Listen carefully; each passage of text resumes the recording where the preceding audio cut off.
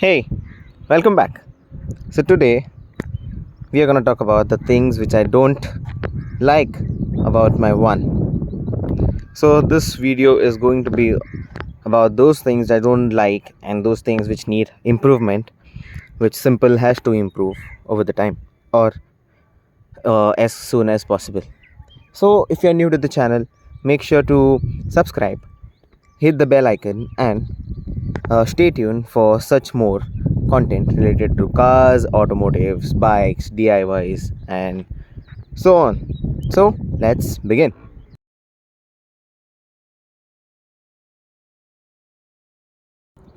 You might have noticed how dirty my bike is. It's not dirty on the upper section or on the painted section, but it is dirty on the lower section, especially near the tires.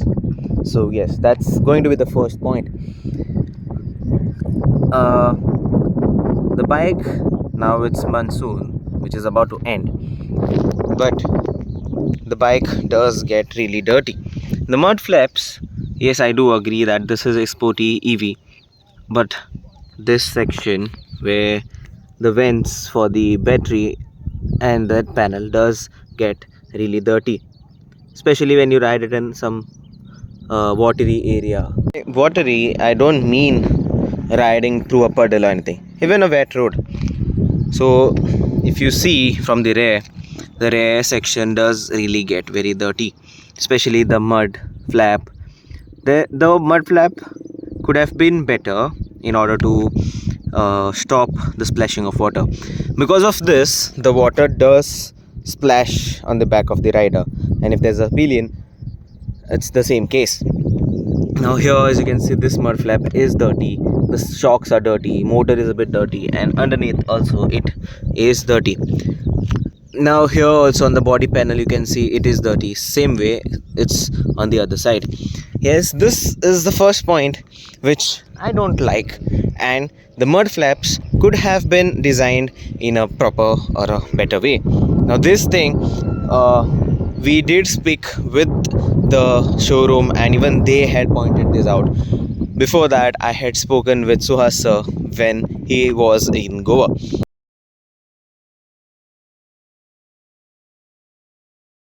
Okay, so the next thing is with respect to the dashboard.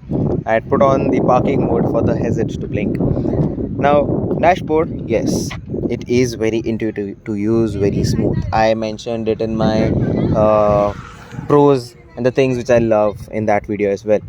But the features are limited. It is those things which we need, yes, but like the most requested feature which we as simple owners want is the cruise control and software updates. Yes, we know that will come, and one more update about the Superstack this way version. I did post the previous video where it was a bug in the update. So yes, this is my next point.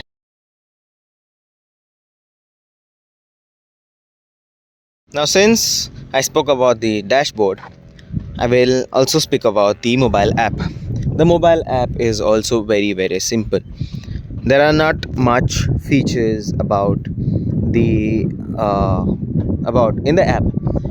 I will add a recording about the app here.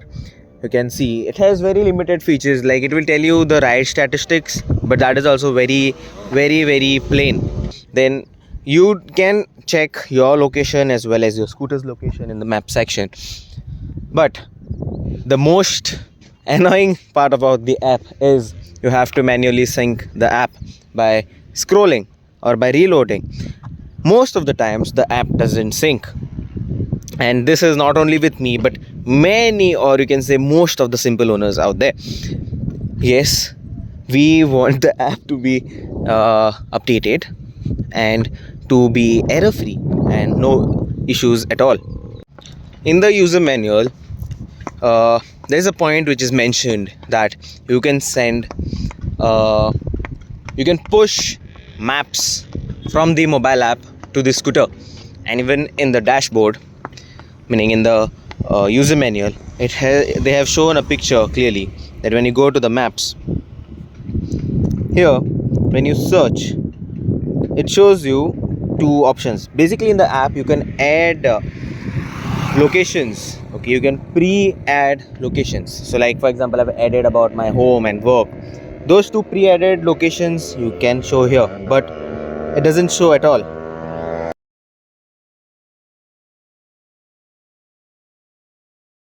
Another point which has to be improved is over here. Now as I mentioned, this does get really dirty, and there is no mesh or no casing or anything, because just behind that panel is the battery and the battery control unit and the ECU, and क्या बोला तूने? not the ECU, which is the BCU, I mean. So all the electronics are just over here.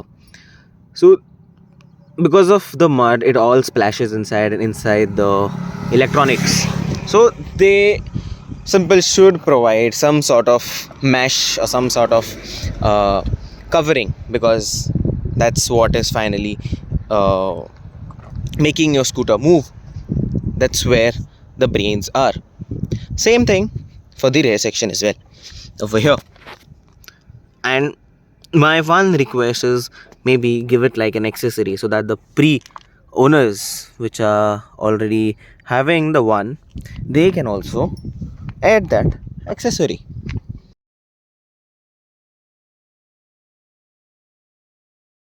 Now the next point is with respect to the headlights.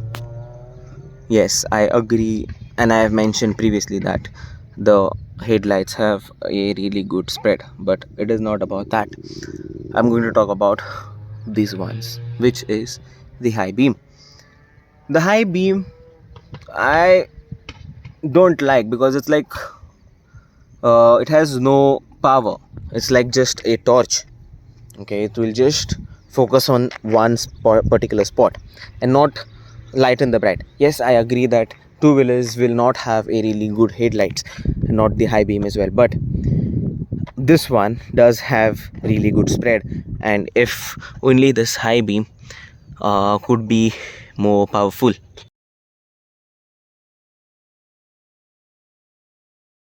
The next point is with respect to the seats, not for the rider but especially for the pillion. Now what do I mean by for the pillion? As you can see, the rider sits a bit lower and the pillion sits a bit high, and yes, we do have a small sort of a backrest or hump in the middle for the rider. But what happens for the pillion is that if you see, the seat tapers over here, correct, and there's a good amount of gap between the seat and the handlebar.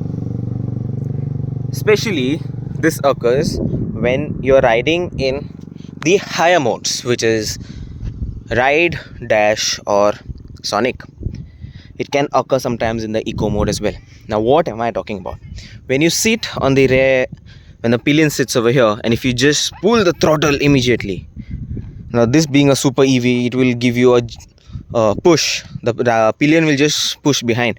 So what happens, this being tapered, the rider shifts in this section over here. They just move back and they get locked over here, and that's when the pillion do get scared, because there's a possibility that the pillion can fall down. So this seat design can be improved by giving it a rise over here or some sort of a stopper, because instead of a taper. Many of the simple owners will agree with this point, because this has happened with me.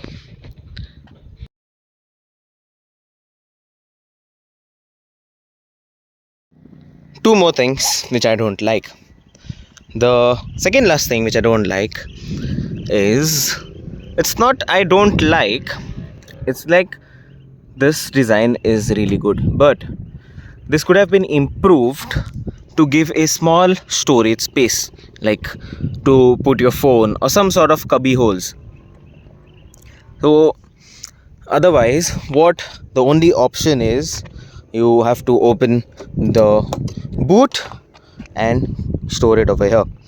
But when you do that, especially consider your phone. If you don't have anything in your boot, the phone will just move around, which will cause issues to your phone. So that is one improvement point. And the last thing which I don't like, the most important thing which I don't like, lies right over here. When you open this, the charger plug is exposed. There is no cover at all.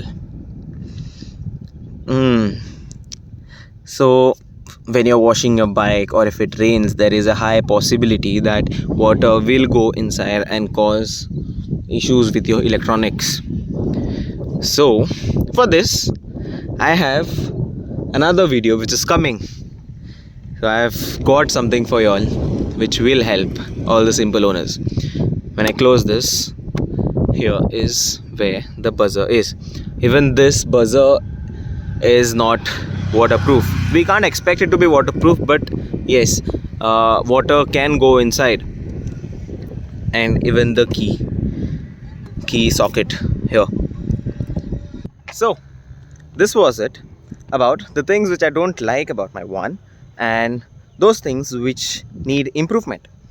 So hope you all like this video, and hope it was informative for you all. And do comment below if you all agree with these things which I don't like, and if any more things if you all don't like, mention in the comments below. And hope you all like the video.